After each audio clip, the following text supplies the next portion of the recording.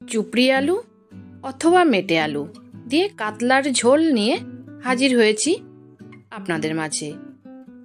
তো কে কে খেয়েছেন আর কে কে ভালোবাসেন অবশ্যই জানাবেন। আশা করি সকলেই খুব ভালো আছেন। সিম্পলি উর্মিতে আপনাদের সকলকে স্বাগত রইল। আজকে আমার বাগানের জবা ফুল ফুটেছে, সেটা দিয়েই শুরু করলাম। তাই প্রথমে একটা চুপড়ি আলু বা মেটে আলু আমরা বলি, আপনারা কি নামে ডাকেন অবশ্যই জানাবেন। একটা নিয়েছি, এটা ছিলে কেটে ধুয়ে ফিরে আসছি। দেখুন পিস পিস করে কেটে নিয়েছি। এটা চড়াত চড়াত করে আর কি, কাটতে গেলে ওলের মতো অনেকটাই। এবার কড়াইতে সর্ষের তেল দিয়ে দিলাম। তেলটা গরম হয়ে গেলে আমি আগে থেকে মেখে রাখা লবণ হলুদ মাখানো কাতলা মাছের পিসগুলো দিয়ে দিচ্ছি। মাছগুলো আগে আমি ভেজে নেব, ভেজে তারপরে আপনাদের মাঝে ফিরে আসছি। উল্টে দিয়েছি, আরেক পিঠ ভাজা হয়ে গেলেই তুলে নেব। এই দেখুন তুলে নিয়েছি। একদম ফ্রেশ মাছ হলে আমি বেশি ভাজি না। যারা বেশি মাছ ভেজে পছন্দ করেন খেতে, তারা অবশ্যই একটু বেশি করে ভেজে নেবেন। ওই কড়াতে আবার একটু সর্ষের তেল দিয়ে দিলাম, আর ফোড়নে একটু গোটা জিরে দিয়ে দিয়েছি। জিরেটা ফুটতে শুরু করলে এবার আমি মেটে আলুগুলো দিয়ে দিলাম। দিয়ে আমি খুব ভালো করে ভেজে নেব। এটা একটু নাল ভাব থাকে, ওই জন্য একটু ভেজে নিলে খুব ভালো হয়, নাহলে তরকারিটা একদম ঘেটে যায়। এবার পরিমাণ মতো লবণ দিয়ে দিলাম, মানে আলুর পরিমাণ মতোই। এই মেটে আলুর তরকারি আমাদের বাড়িতে সবাই পছন্দ করেন, আমারও খুব ভালো লাগে। তো দেখুন এই যে লাল লাল করে ভেজে নিয়েছি। এবার আমি একটা পাত্রে তুলে নেব। তুলে রেখে দিয়েছি এক পাশে। এবার ওই কড়াইতেই আবার একটু সর্ষের তেল দিয়ে দিলাম।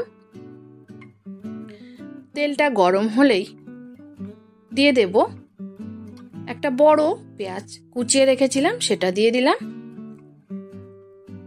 পেঁয়াজটা একটু ভেজে নেব। তারপরে অ্যাড করছি আমি আদা রসুন বাটা। এখানে আমি 2 চামচ পরিমাণে আদা রসুন বাটা অ্যাড করলাম। দিয়ে পেঁয়াজের সাথে খুব ভালো করে ভেজে নিয়েছি। এবার আমি একটু জিরে গুঁড়ো দিয়ে দিলাম, দিয়ে এই মশলার সাথে মিশিয়ে দিলাম। এবার দিলাম একটু হলুদ গুঁড়ো, দিয়ে সামান্য একটু জল দিয়ে দিলাম। কারণ যেহেতু তেল একদমই কম, ওই কারণে একটু জল দিলাম, তাহলে কষাতে সুবিধা হবে। আপনারা চাইলে তেলের ব্যবহার বাড়িয়ে করতে পারেন। আমি যেহেতু সবসময় কম তেলে রান্না করি, ওই কারণেই আমি কম তেলেই রান্নাটা করছি। এবার ওই মশলাতেই আলুগুলো, ভেজে রাখা আলুগুলো দিয়ে দিয়েছি। দিয়ে খুব ভালো করে মশলার সাথে কষিয়ে নেব। দেখুন এখন কিন্তু এই নাল ভাবটা একদমই নেই। এবার একটু ভেজে নিয়ে একটু কেটে রাখা বেগুন দিয়ে দিয়েছি। এটা একটা বেগুন, খোসাটা হালকা ছাড়িয়ে দিয়ে এই মেটে আলুর সাথে একটু ভেজে নেব।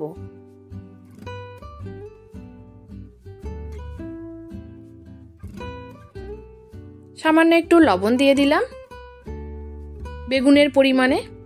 তারপরে ঢাকনা বন্ধ করে লো ফ্লেমে কিছুক্ষণ রেখে দিয়েছি। রেখে দিয়ে আবারও একটু নাড়াচাড়া করে নেব। এরকম ভাবে ঢেকে ঢেকে আমি নাড়াচাড়া করে নেব, যাতে বেগুনটা একটু সিদ্ধ হয়ে যায়। আর অপর দিকে আমি গরম জল বসিয়ে রেখেছি। বেগুন আলুটা কষানোর পরে আমি এই গরম জল দিয়ে দিচ্ছি। জল দিয়ে আর কষাবো না, বেশি কষালে আবার আলুগুলো ঘেটে যাওয়ার সম্ভাবনা থাকে। এবার সবগুলো ভালো করে মিশিয়ে ঢাকনা বন্ধ করে হাই ফ্লেমে এটাকে ফুটতে দেব। দেখুন ফুটে গেছে। এবার একটা টমেটো নিয়েছি, সেটা আমি চাকু দিয়ে কেটে কেটে দিয়ে দিচ্ছি ডাইরেক্ট। এই সবজিতে একটু টমেটোর পরিমাণ বেশি হলে ভালো লাগে। আপনারা চাইলে আরও একটা দুটো বেশি করে দিতে পারেন।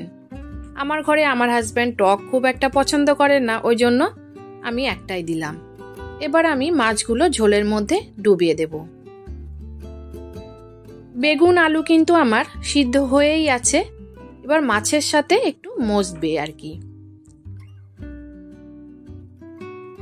এবার ঢাকনা বন্ধ করে হাই ফ্লেমে আবারও ফুটিয়ে নিয়েছি। এবার দিয়ে দিচ্ছি গোলমরিচ গুঁড়ো উপর থেকে। তো কেমন লাগলো? যদি ভালো লাগে অবশ্যই লাইক শেয়ার। যারা আমার চ্যানেলে নতুন এসেছেন প্লিজ চ্যানেলটি সাবস্ক্রাইব করে আমার পাশেই থেকে যাবেন। আর ফেসবুক থেকে দেখলে পেজটি অবশ্যই ফলো দিয়ে রাখবেন। তো আজ আসি, সবাই ভালো থাকবেন, ধন্যবাদ রইল।